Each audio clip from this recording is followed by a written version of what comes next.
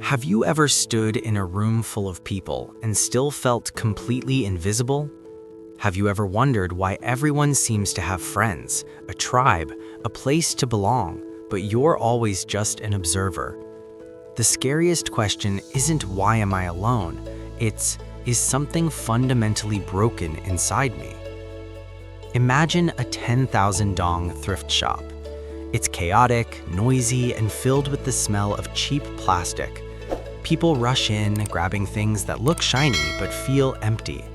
And there, buried under a pile of colorful trinkets in a cracked plastic tray, lies a rough stone. It doesn't glisten like the beads. It's heavy, dusty, and silent. It feels like an error in a world of perfection. The shop is a symphony of noise. Haggling voices, distant sirens, and the constant clatter of plastic hitting plastic. Everything here is meant to be replaced. Amidst this, the rough stone remains a ghost. It watches the red, blue, and yellow beads being picked up and admired. A young girl reaches into the tray. She picks up the stone, feels its cold, uneven weight, and makes a face. "It's ugly," she whispers to her mother. "It's just a heavy rock." She drops it. The stone hits the bottom of the tray with a dull, painful thud.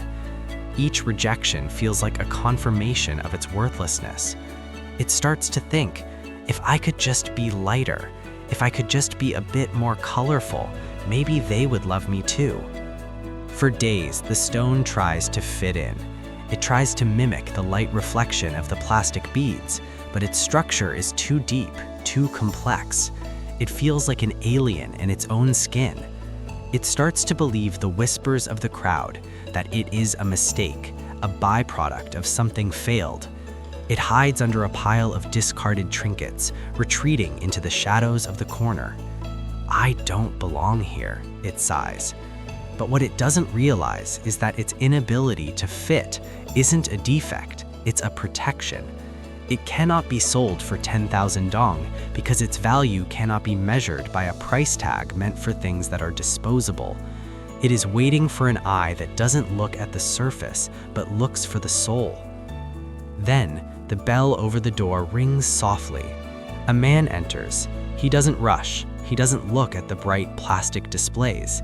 His eyes search the dust, the corners, the forgotten places. He stops at the cracked plastic tray. His gaze freezes. With hands that move like they are touching a holy relic, he gently unearths the stone. He doesn't care about the dust. He doesn't care that it's heavy. He pulls out a silk cloth and wipes away a century of dirt. As he speaks, his voice is a warm embrace. "I found you. You don't belong in a tray of toys. You were born from pressure, from fire, from time." For the first time, the stone feels seen. It realizes it wasn't broken, it was just misplaced. The scene shifts. No more noise, no more dust. The stone is now center stage on a velvet pedestal in a silent museum. A single spotlight hits its core, and suddenly the room is filled with blue and white fire. The flaws are now its greatest beauty. You are that stone. If you feel alone, it's because you were meant for depth, not for the surface.